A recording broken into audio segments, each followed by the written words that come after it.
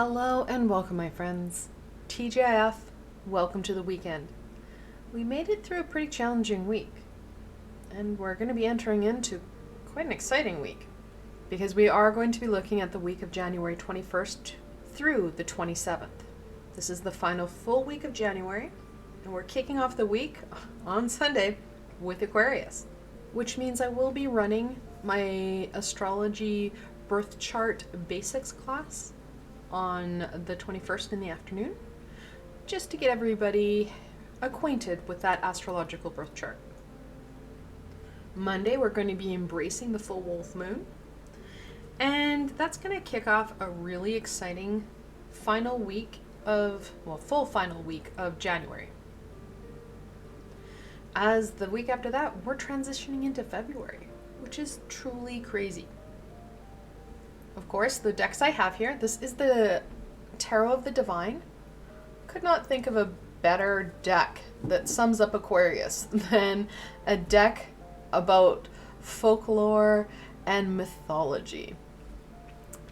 And I'm pairing it with the Oracle of the Shapeshifters.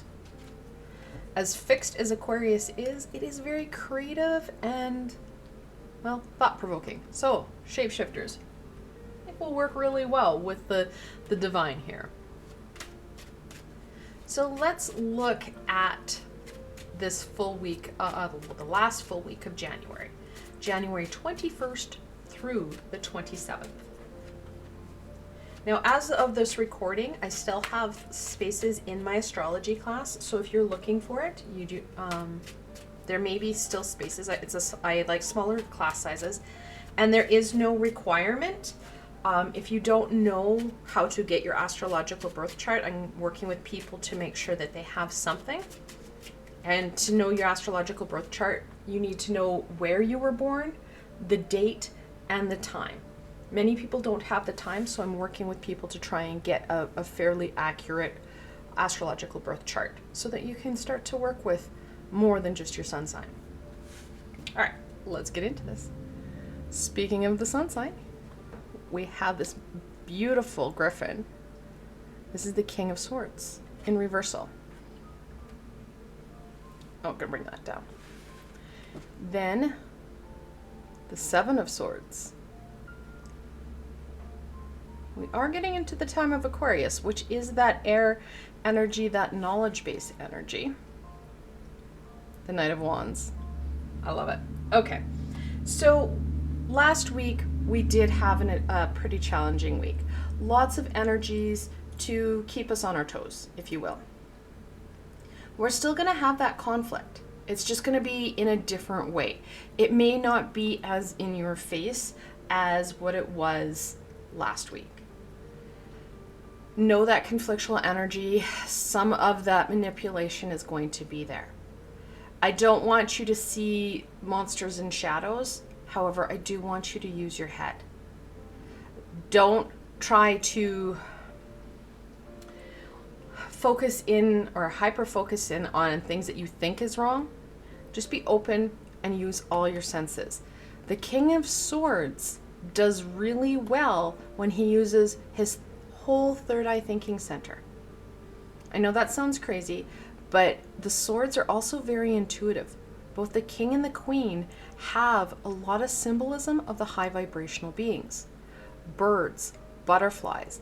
The king's throne in the original card descends through the card. We don't see how tall it is. They have connection to the divine. That third eye thinking center is going to be so important. Don't get that tunnel vision. Be open to the entire experience. Because you're going to have this situation where you're trying to find the bad and miss the excitement, the passion, those positive pieces. So be open to situations. Just be aware that some of that conflict is still there. And conflict isn't a bad thing. It just makes us think differently. Additionally, please don't use that tunnel vision and start to become reactive. You need to have that more go with the flow energy than that rigid, this is how it has to be, it's my way or the highway. Because that too will minimize some of this experience that Aquarius and the full moon are going to bring. Now, don't worry, I will be posting a reading for you guys on Sunday for Aquarius, and then on Monday, I will do another reading for the full wolf moon. Both are two different pieces. They just are coming in back to back. They do impact this week. There is a lot of aha that we're going to have, lots of invigoration. However, we need to be present for that. We need to be open to this experience. Be open to some of the shifting, some of the pattern changing and elimination that Aquarius and the full wolf moon are going to present, because they will.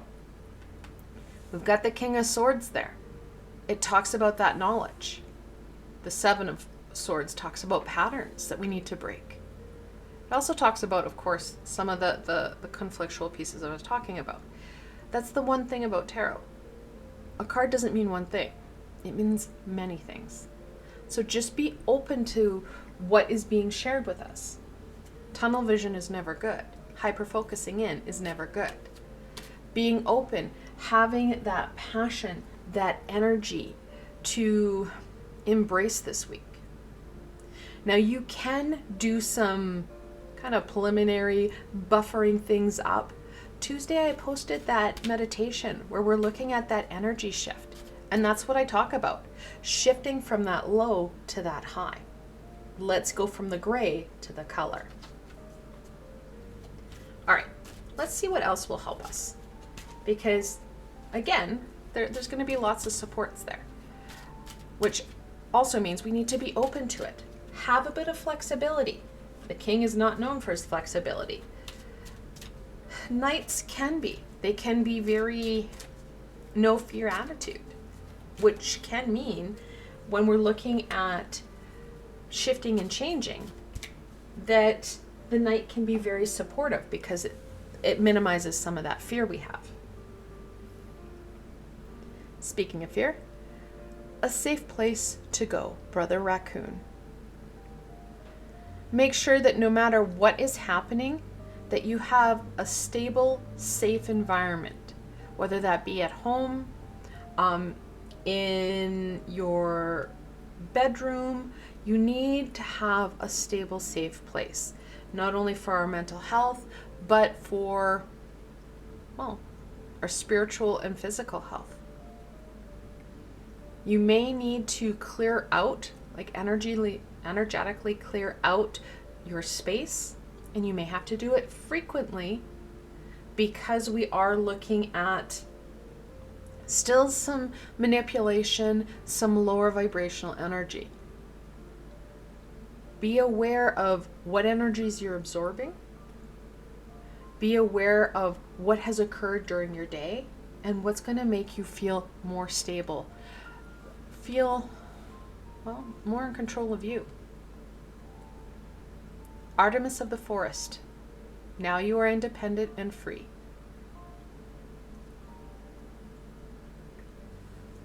Artemis, of course, is connected into that lunar energy, which talks about some of the freedoms, some of that shifting that the full wolf moon is going to provide us. Not to mention, Artemis stood up to a lot of things. She decided to stay a maiden. She was the maiden of the hunt. We need that independent energy. It's about being us, being true to us and our multifaceted, multidimensional selves. One word, one piece does not define us. We need to be open to the many facets of who we are. Miss Spiderweb. Reconsider your alliances. Make new connections. Talks about some of that manipulation. Be open to new supports. Don't shut yourself down because somebody's going to make bad decisions. We can't control others. We can only control ourselves. If individuals are making bad choices, that's when you put up some boundaries, you do some cord cutting, you clear out your energies. That disconnection can help, because sometimes these are people that you can't sever all connections with. However, energetically, you can start to make some positive changes for you. You can start to put in some boundaries. That safe place is going to be an important piece, because people are going to be reactive. Anytime you've got this combination, you know that the people are going to be reactive. January is the hardest month for many of us because of mental health. Those nights are long. There's not a lot of break. Not many of us, we're looking at February or even into March before there's a good break. So, what's going to support you right here and right now? Because we can't control them. There's lots of tools. You need to be open to them. Using that third eye thinking center. Literally taking that breath and step back and assessing the situation. Not getting hypercritical, but assessing and use our critical thinking skills so that we can start to problem solve. We can start to create solutions rather than react and cause more problems. All right, let's look at what else we can share for this final full week in January.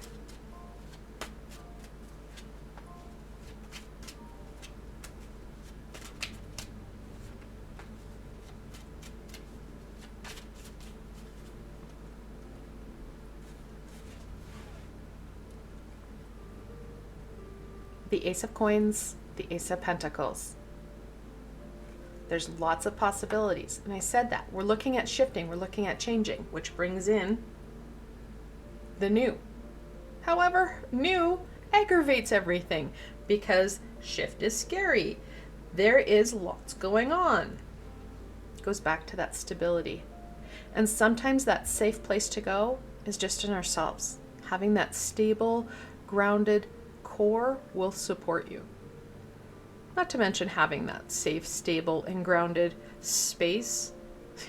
The more we can attract that stability, the better it will be for ourselves and for those around us.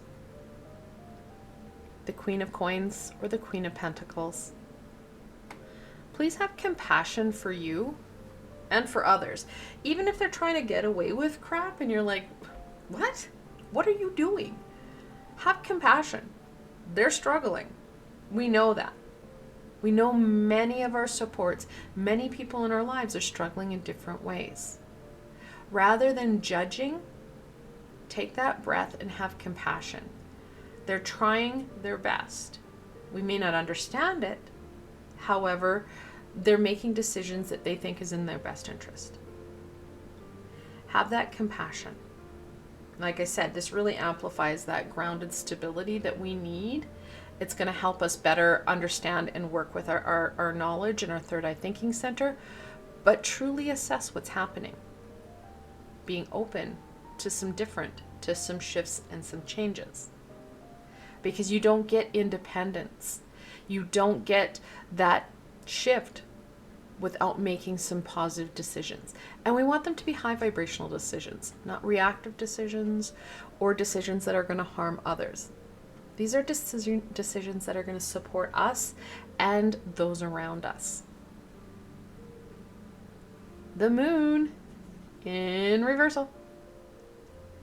The Moon, of course, is a very intuitive card connected in with the High Priestess, and it does talk about uncertainty. It talks about fear, intuition, and emotion. Really highlighting some of the instability that we're going to feel. And it's going to be feelings. It's not going to be, ooh, look, that's danger. Ooh, look, that person's manipulating. You'll be like, ooh, my spidey senses are tingling. Why do I feel different? What's happening? Again, it talks about that assessment. What is actual and what is perceived? Because sometimes the perceived only is a shape of what it is.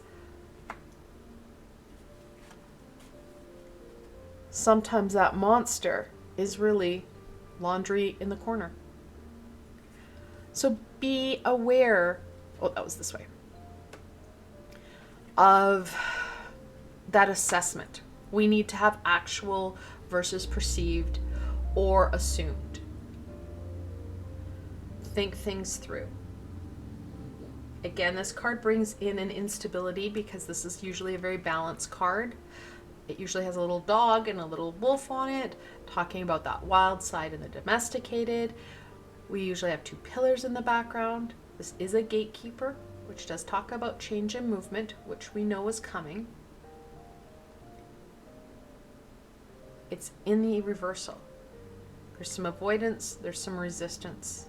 There's a lot of fear in this. Look into the fear. Don't avoid it. When we look into it, we can understand it better. We can problem solve. And rather than avoid, we can start to embrace some of the positive. Embrace the change. Because the moon, it lights up the darkness. So we don't need to be as afraid as what we've been taught. Because the majority of us have been taught everything scary comes out at nighttime, which is not necessarily true. Take that time. Have a better understanding for you so that you can use your head. Use that third eye thinking center to assess, problem solve, and create. I want to thank you so very much for joining me today. I hope that this helped you to better understand how you can embrace Aquarius and dance in that moonlight. Now, like always, if you did enjoy this session, please give it a thumbs up as it helps people find me on the sea of YouTube. More importantly for you, don't forget to subscribe and hit that little red bell. I've got so much more coming forward. You don't want to miss any of it. And if you're looking to join my class or want extra support, you can go check it out on my Ko-fi page, as that's where you'll find the class, or my Patreon page. I've provided links below so you can go check it out. Again, I want to thank you for joining me today, and I hope that this helped you to understand what you can expect from next week. Until tomorrow, my friends.